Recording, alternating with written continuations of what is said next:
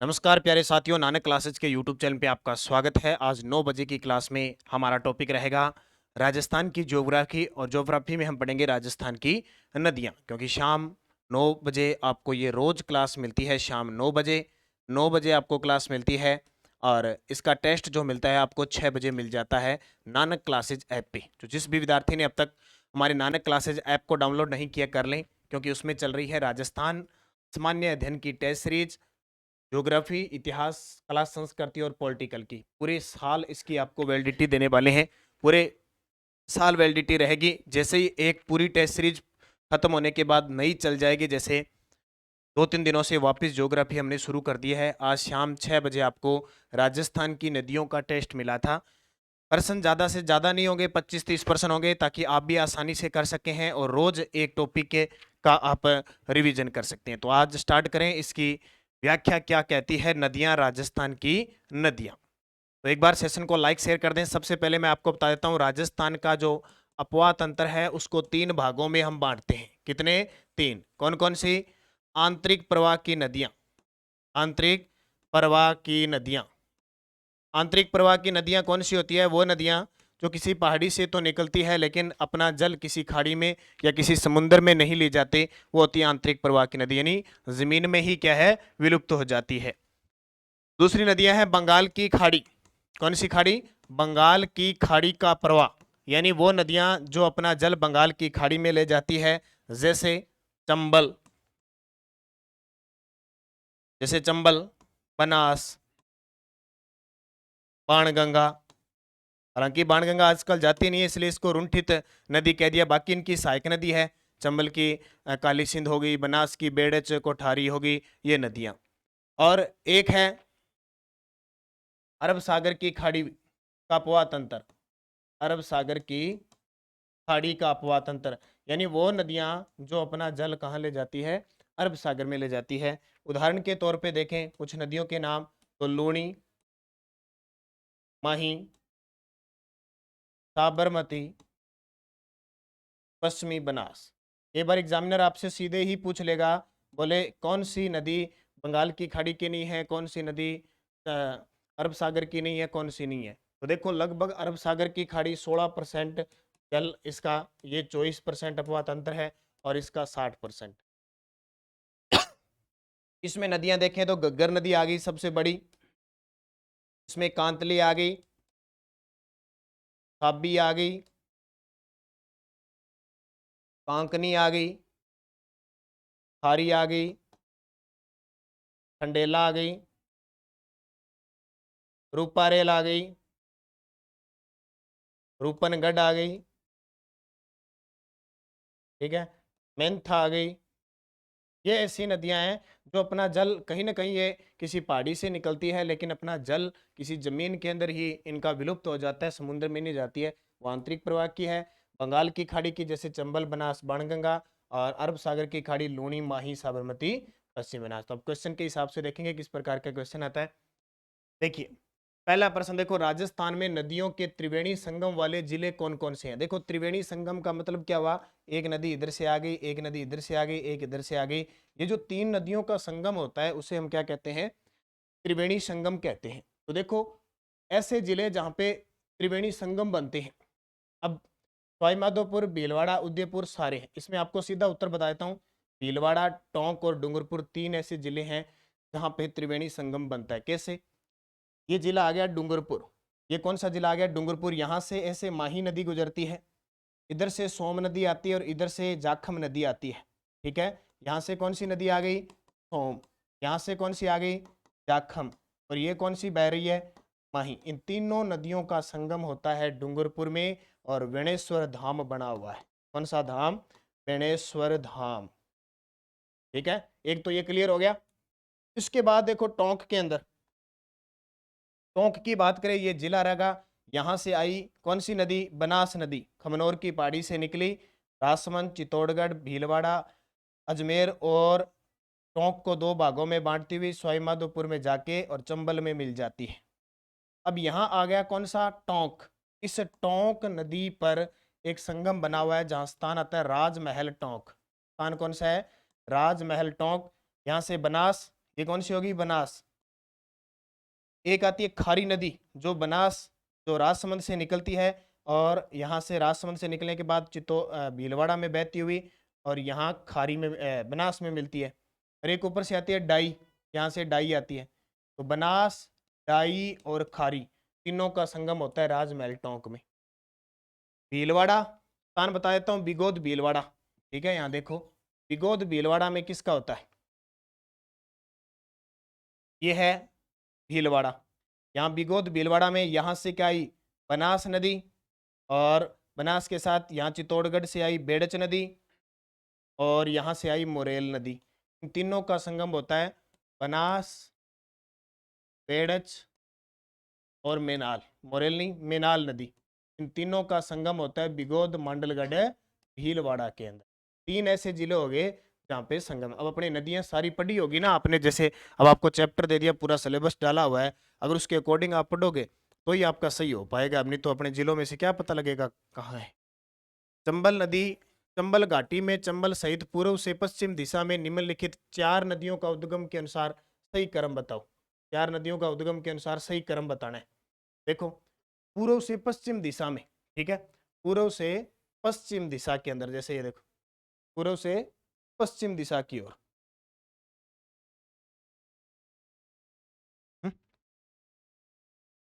तो देखिए इसने पूछा है पूर्व से पश्चिम दिशा में निम्नलिखित 4 नदियों का उद्गम बताना है। तो पूर्व से पश्चिम बताना है, तो ये देखो अब जब आप इस साइड देखोगे, इसका चंबल नदी का प्रवाह क्षेत्र देखोगे, तो चंबल नदी से यहां से ये चंबल नदी निकली और यहां मिलती है पार्वती नदी। कौन सी, यहां से इधर से पार्वती नदी आई और 2 बार, एक बार 12 में निकलकर वापिस ये धौलपुर में जाके पार्वती मिलती है।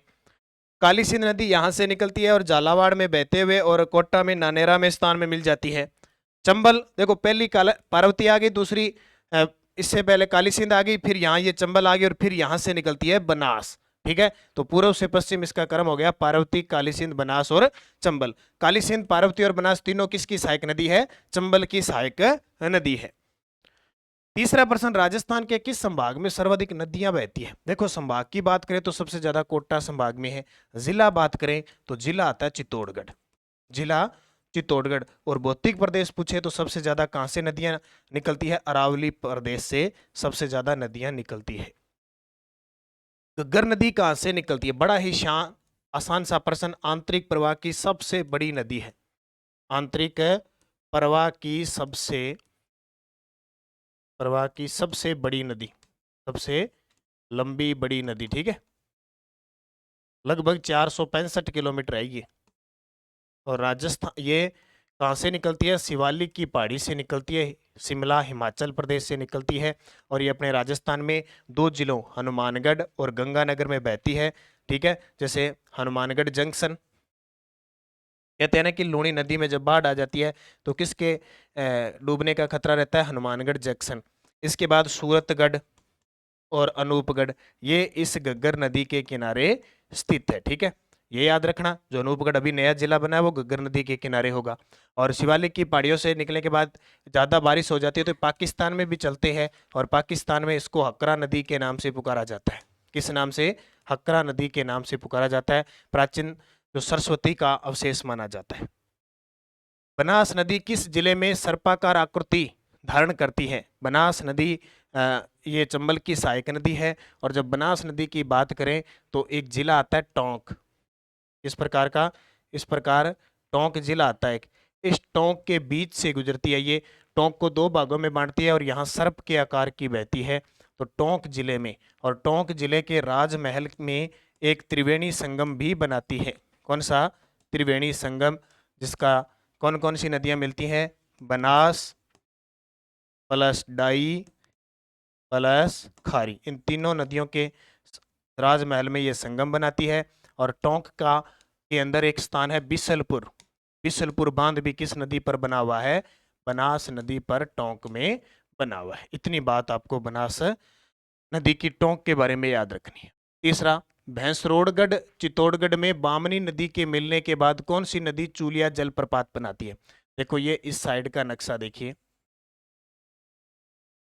इस साइड का जब आप नक्शा देखोगे राजस्थान का, यहाँ से जाना पाव की पहाड़ी से चंबल नदी निकलती है, जाना पाव की पहाड़ी से क्या निकलती है, चंबल नदी निकलती है। यहाँ से निकली और जैसे ही प्रवेश करेगी राजस्थान में, एक ऐसा स्थान है घोड़े की नाल के समान, यह है भैंसरोडगढ़। कौन सा गढ़, भैंसरोडगढ़। और भैंसरोडगढ़ के ये जो स्थान है ये 84गढ़। कौन सा, 84गढ़ से ये निकलती है। कहाँ से, 84गढ़ से निकलती है। अब यहाँ पे क्या कह रहा है कि बामनी नदी के मिलने के बाद यहाँ एक ब्राह्मणी या बामनी नदी है मिल जाती है, और उसके बाद में ये किसका निर्माण करती है, चूलिया जलप्रपात का। किसका, यहाँ एक प्रपात है चूलिया जलप्रपात, जो राजस्थान का सबसे ऊंचा प्रपात जलप्रपात है। ठीक है, चूलिया जलप्रपात किस नदी पे है, चंबल नदी। कहाँ पे है, भैंसरोडगढ़ रावतबाटा के अंदर है, और इसी पर राणा प्रताप सागर बांध इसके पास बना हुआ है। तो उत्तर क्या आ जाएगा, चंबल नदी। घग्गर नदी कहाँ से निकलती है, तो अभी बता दिया, शिवालिक की पहाड़ियां शिमला हिमाचल प्रदेश से निकलती है। गोरिया गांव बालीपाली से कौन सी नदी निकलती है, जोजड़ी नदी। कौन सी, जोजड़ी नदी निकलती है, जो किस में मिलती है, गोरिया गांव से जवाई नदी निकलती है, सॉरी जवाई नदी। कौन सी, जवाई नदी, जो लूणी की सहायक नदी है। खंडेला की पहाड़ी से कांतली नदी निकलती है, जो झुंझुनू को दो भागों में बांटती है, सिक्कर से निकलती है। और कोटारी गांव जैसलमेर से कांकनी या मसूरदी नदी निकलती है, कांकनी या मसूरदी नदी निकलती है। अगला देखो, दिर नामक जलप्रपात किस नदी पर स्थित है, दिर नामक जलप्रपात किस नदी पर है, कुकुंद नदी पर है। कौन सी, कुकुंद नदी। घोड़ा पछाड़ नदी है वो किसकी सहायक नदी है, काली सिंध की। किसकी, काली सिंध की सहायक नदी है, याद रखना। काली सिंध की सहायक नदी किसकी है, घोड़ा पछाड़। शेरगढ़ दुर्ग 12 किस नदी के किनारे स्थित है, शेरगढ़ का दुर्ग है और शेरगढ़ का अभयारण्य भी है। शेरगढ़ अभयारण्य भी है और दुर्ग भी है। ये किस नदी के किनारे स्थित है, परवन नदी के किनारे। अब आपको याद रखना है, ये जो परवन नदी है किसकी सहायक नदी है, आपको बता देता हूं थोड़ा। परवन नदी किसकी सहायक नदी है, तो परवन नदी यहां से निकलती है मध्य प्रदेश से, और दो धाराओं के रूप में निकलती है। कितने में, दो धाराओं में। एक तो है अजनार, ठीक है, एक तो है अजनार और एक है घोड़ा पछाड़, घोड़ा पछाड़। ठीक है, घोड़ा पछाड़ और अजनार दोनों, अजनार और घोड़ा पछाड़ दो धाराओं से निकलती है परवन नदी, और जब दोनों आपस में मिलती है तो इसका नाम होता है परवन। देखो मैंने पीछे आपको बताया था, घोड़ा पछाड़ नदी किसकी सहायक नदी, यानी घोड़ा पछाड़ का दूसरा नाम क्या हो गया, परवन नदी हो गया। तो परवन नदी हो गया, परवन नदी कोट 12 और झालावाड़ दोनों में बहती हुई और कोट्टा में जाके और काली सिंध में मिल जाती है। यहाँ से काली सिंध आती है ना, इस काली सिंध में मिल जाती है परवन नदी, जिसके किनारे शेरगढ़ और अभयारण्य स्थित है। अगला, माउंट आबू के करीब कौन सी नदी बहती है, माउंट आबू कहाँ पे, सिरोही में, और सिरोही के नया सनवारा से कौन सी नदी निकलती है, पश्चिमी बनास, और कहाँ जाके गिरती है, अरब सागर की खाड़ी में। गुजरात में बहने के बाद इसका जल कहाँ जाता है, अरब सागर की खाड़ी में। और इसकी एक सहायक नदी याद रख लेना, पश्चिमी बनास की सहायक नदी। ठीक है, छोटी सी एक नाम है सिप्पू, ठीक है, और सिप्पू या सांकली। ठीक है, ये इसकी सहायक नदी है, ये याद रखना। इसकी पश्चिम बनास की। साबरमती भी उदयपुर से निकलती है अपने राजस्थान से है, लेकिन खास किसके लिए है, गुजरात के लिए। लूणी, ये तीनों ही नदी आंतरिक अरब सागर की खाड़ी की है, जबकि बेड़स किसकी सहायक नदी है, बनास की सहायक नदी है। किसकी, बनास की। अगला, लूणी नदी से किस झील को जल की आपूर्ति होती है, लूणी नदी कहाँ से निकलती है, अजमेर के नाग पहाड़ से निकलती है, अजमेर के नाग पहाड़ से निकलती है। अजमेर और ऐसे करके 6 जिलों में बहती है, लास्ट जालोर जिले में जाती है। जालोर हो गया, पाली हो गया, जोधपुर हो गया, नागौर हो गया, अजमेर हो गया, 1 2 3 4 5 है, और इधर बाड़मेर हो गया। 6 जिलों में ये बहती है। ठीक है, 6 जिलों में बहती है, और जसवंत सागर जो जोधपुर के अंदर है उसको जल की आपूर्ति करवाती है। असंगत छांटिए, देखो नदियों से प्रश्न आजकल ज्यादातर नदियों से प्रश्न आता है, पहाड़ियों से। अभी पीटीए सेकंड ग्रेड का ताजा एग्जाम हुआ है, इसमें आपने पहाड़ियां देखी होगी। जाना पावा की पहाड़ी से मध्य प्रदेश से कौन सी नदी निकलती है, चंबल, अभी पढ़ा आपने ताजा। दिवेर की पहाड़ी राजसमंद में है, कोठारी नदी, बिल्कुल बनास की सहायक नदी है। गोगुंदा की पहाड़ी से उदयपुर में बाणगंगा, ये गलत है, बाणगंगा नदी निकलती है बेराट की पहाड़ी से। कहां से, बेराट, और बेराट कहां पे है, जयपुर के अंदर। लेकिन गोगुंदा की पहाड़ी से निकलती है बेड़च नदी। कौन सी? बेड़च नदी। और गोगुंदा की पहाड़ी है उदयपुर में। ये बेड़च नदी किसकी सहायक नदी है? बनास की सहायक नदी है। और आपको पता होगा बेड़च नदी पर कौन सी सभ्यता है? अहाड़ सभ्यता है। अहाड़ सभ्यता है। जब बेड़च नदी की बात आए तो बेड़च नदी, जैसे यहाँ बेड़च नदी है, यहाँ से निकलेगी ये, और इसका पहले नाम होता है आयड़ नदी। क्या नाम होता है? आयड़ नदी गोगुंदा की पहाड़ी से निकली, और जैसे ही ये उदय सागर झील में जाएगी, कौन सी? उदय सागर झील के अंदर। जैसे ही उदय सागर झील में गई, नहा धो के यहाँ से और बाहर निकली तो नया रूप आ गया। जैसे एक पंजाबी फिल्म देखी है ना, वो एक पिन्नू ढिल्लो होता है, उसके अंदर वो एक टेम्पू के अंदर बैठ जाता है। पहले जब बैठता है तो एक पुरुष के रूप में बैठता है, निकलता है तो औरत के रूप में, क्योंकि वो अपना वापिस हार श्रृंगार वगैरह कर लेता है। ये नदी वो वही सिस्टम है। आयड़ नदी के रूप में उद्गम होती है गोगुंदा की पहाड़ी से, और उदय सागर झील में नहाने के बाद इसका नाम हो जाता है बेड़च नदी। ठीक है। और खमनोर की पहाड़ी से राजसमंद बनास नदी निकलती है। चंबल नदी का उद्गम स्थल है, अभी बताया, जाना पावा की पहाड़ी। चंबल नदी को कहते हैं राजस्थान की कामधेनु। राजस्थान की कामधेनु कहते हैं। मालव की गंगा कहते हैं, क्योंकि मालवा के पठार से, मालव की गंगा मालवा के पठार से निकलती है। और चरणवती नदी इसे कहा जाता है। ये तीन नाम है इसके, राजस्थान की कामधेनु। और नित्यवाही नदी है, वर्ष भर बहती है। नित्यवाही या बारहमासी नदी कौन सी है? चंबल नदी। निकलती कहां से? जाना पावा की पहाड़ी से। खमनोर की पहाड़ी से कौन सी नदी निकलती है? बनास नदी। ठीक है। मेहंद झील मध्य प्रदेश से कौन सी नदी निकलती है? माही नदी। और देवास मध्य प्रदेश से कौन सी नदी निकलती है? काली सिंध नदी। कौन सी? काली सिंध। याद रखना इंपॉर्टेंट है। नदियों से ज्यादातर कहां से निकलती है, किस पहाड़ी से निकलती है, और किसकी सहायक नदी है, वही पूछा जाता है।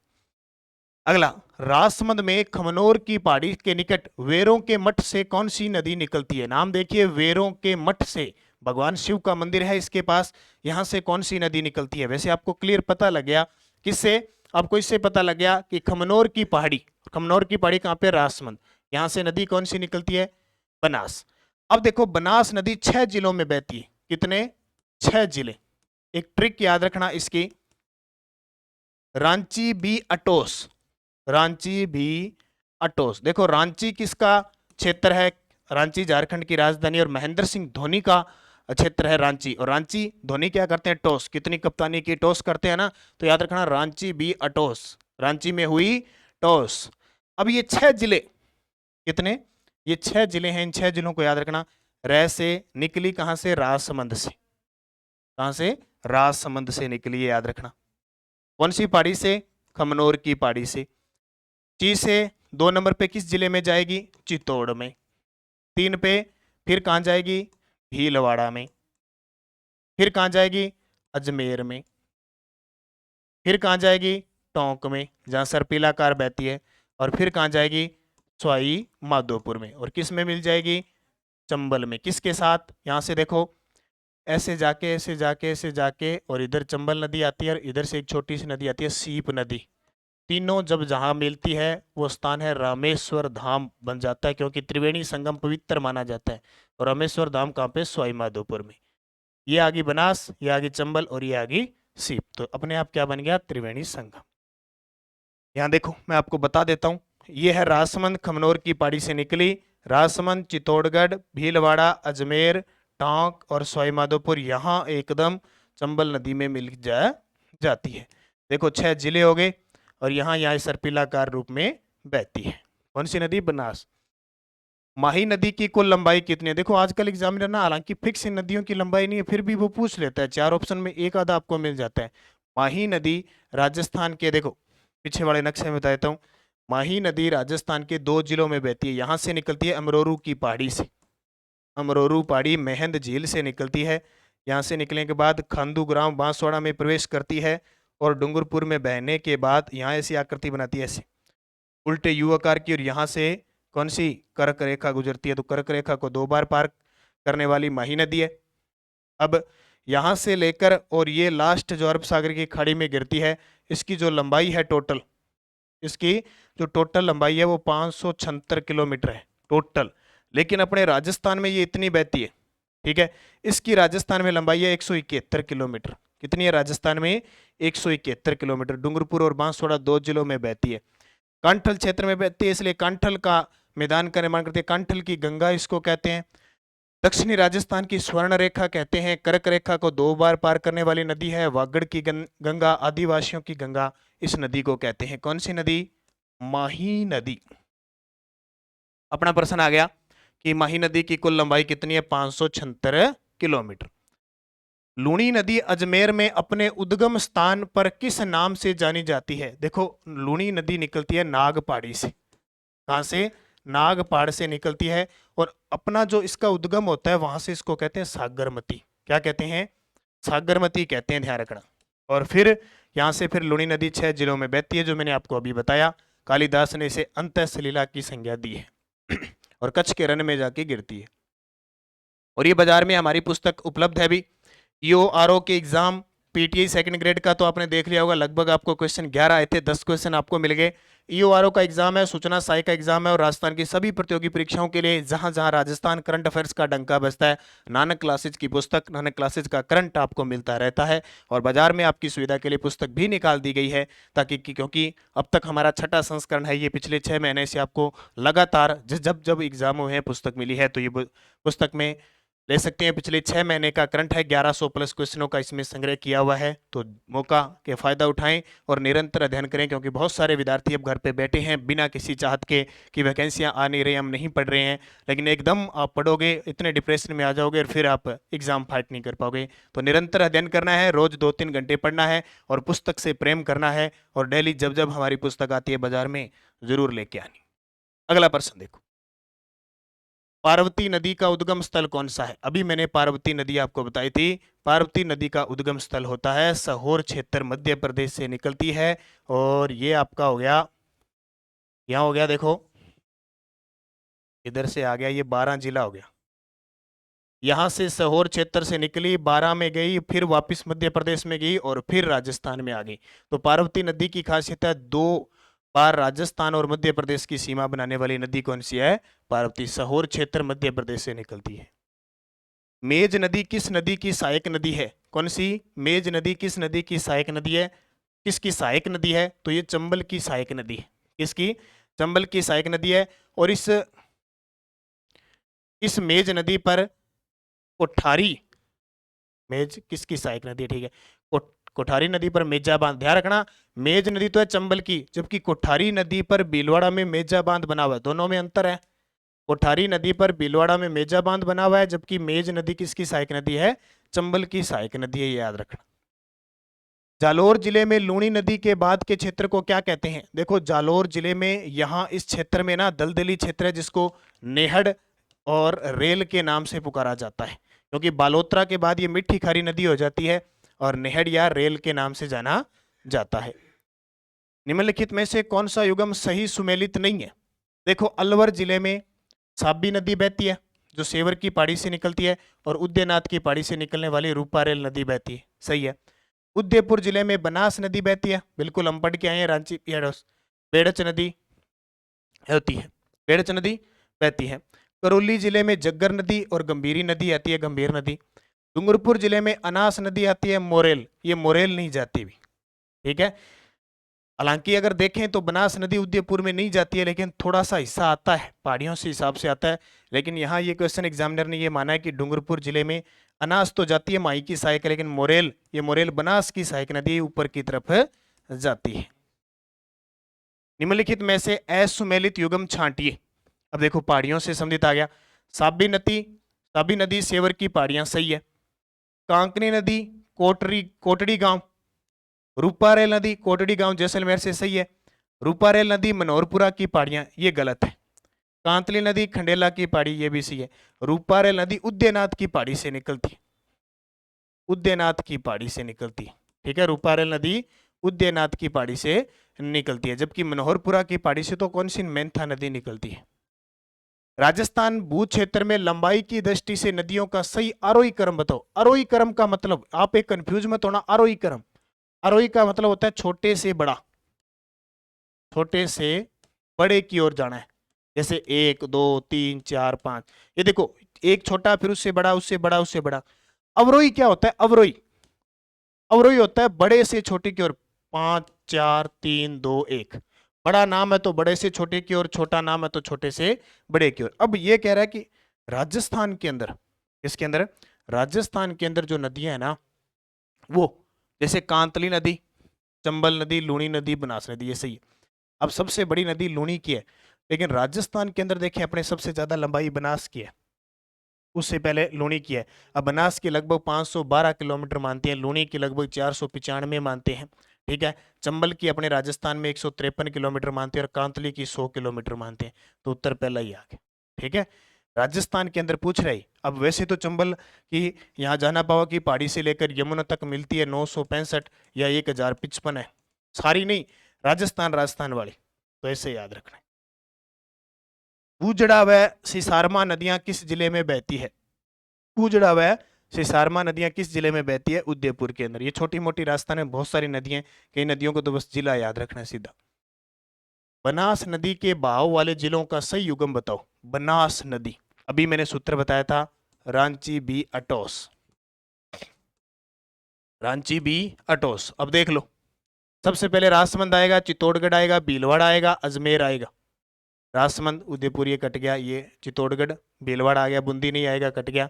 राजसमंद, भीलवाड़ा ये भी कट गया। राजसमंद, उदयपुर, चित्तौड़गढ़, भीलवाड़ा, अजमेर, टोंक, करौली, करौली भी नहीं आएगा। तो ये उत्तर आ जाएगा पहला, क्योंकि आजकल क्या कर रहे हैं, पहले 1 2 3 4 5 6 7, पहले 6 जिलों में मानते थे, आजकल थोड़ा सा भाग उदयपुर का और जोड़ रखा है।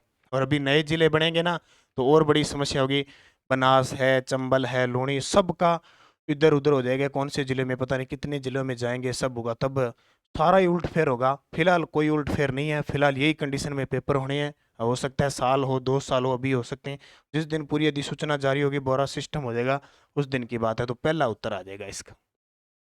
राजस्थान के कुल अपवाह क्षेत्र में प्रतिशत की दृष्टि से राजस्थान की नदी प्रणालियों का सही अवरोही क्रम बताओ।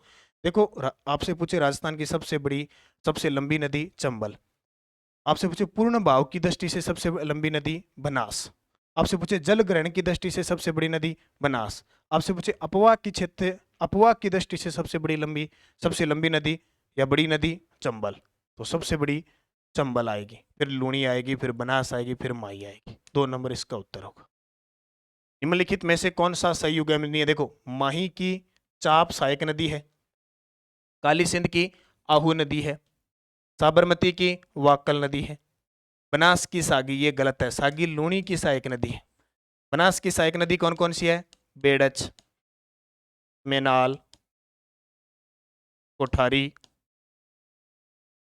डाई, बांडी, ठीक है, खारी, ये किसकी है? बनास की। हालांकि ध्यान रखना, बांडी और खारी लूणी की भी आएगी, किसकी आएगी? लूणी की। दो दो नदियां आई है, साबरमती की, वाक्कल, वेतवा, माजम, ये सारी है। काली सिंध की आहू हो गई, परवन हो गई, नेवज हो गई, घोड़ा पछाड़, उजाड़ हो गई, घोड़ा पछाड़ तो आएगी, परवन, उजाड़ हो गई। और माही की अनास, चाप, मोरेन, सोम, जाखम, ये बढ़ेंगे। डाई नदी का संबंध किस जिले से है? तो डाई नदी अजमेर में बहती है। कहाँ पे? अजमेर में। और राजमहल टोंक में बनास के साथ मिलती है। राजस्थान की किस नदी को मसूरदी नदी भी कहते हैं? तो कांकनी नदी को। ये जैसलमेर के कोटड़ा या कोटरा गांव से निकलती है और लगभग 17 किलोमीटर बहती है। इसको आंतरिक प्रवाह की सबसे छोटी नदी माना जाता है, भुज झील का निर्माण करती है। और किस खाड़ी में जाके गिरती है? मिठा की खाड़ी में, मिठा की खाड़ी में, यानी छोटी सी है, जैसलमेर में बहती है। वह नदी जिसका उद्गम राजस्थान से होता है, वह अपना जल कच्छ के रन में ले जाती है। तो लूणी नदी कच्छ के रन में अपना जल ले जाती है। कांतली नदी का उद्गम स्थल खंडेला की पहाड़ी सिक्कर से। कांतली नदी झुंझुनू को 2 भागों में बांटती है और गणेश्वर सभ्यता इसी के किनारे स्थित है, गणेश्वर सभ्यता। लूणी की सहायक नदियों में से कौन सी नदी अरावली की मुख्य पर्वतमाला से नहीं निकलती है? तो लीलड़ी, मीठड़ी, सूकड़ी निकलती है, जोजड़ी निकलती है। जोजड़ी नागौर के पादरला गांव से निकलती है, पादरला गांव नागौर से निकलती है। कौन सी? जोजड़ी। माही नदी की निम्न में से कौन सी सहायक नदी गुजरात में जाकर मिलती है? माही नदी की कौन सी है? तो भादर नदी है। देखो, यहां से 2 जिलों में बहती है, तो गुजरात में जाने के बाद भादर नदी मिलती है इसके साथ। कौन सी? भादर। और पहले नदी कौन सी, यानी जो माही बजाज सागर बांध बना हुआ है उससे पहले कौन सी नदी मिलती है? इरू नदी मिलती है।